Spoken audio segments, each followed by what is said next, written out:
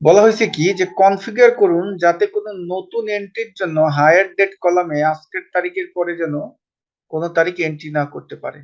মানে এই যে হায়ার ডেট নামে যে কলামটা আছে, হায়ার হুম, ডেটটা, এটা এই হায়ার ডেট নামে পুরো যে রেঞ্জটা আছে এই জায়গা আজকের ডেটের পরে কোনো ডেট লিখতে পারবে না, আজকের ডেটের আগে যা লিখছে লিখছে, আজকের ডেটের আগে, যেমন আজকে হলো 30/10/2023, মানে আজকে 2023। পর্যন্ত ডেট লিখতে পারবে, কিন্তু 31 কেউ লিখতে পারবে না, লিখতে পারবে না। তাহলে কি করা যায় বলেন তো?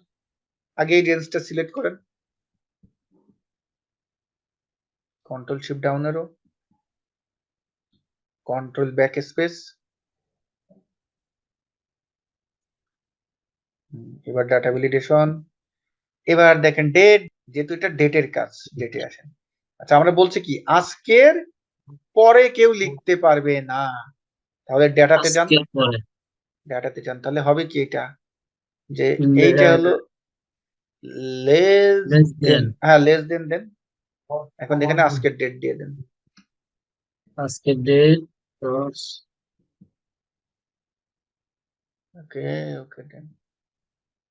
আচ্ছা, এখন আপনি এখানে আগামীকালকে লেখেন, দেখেন আগামীকালকের একটা ডেট লিখতে চান,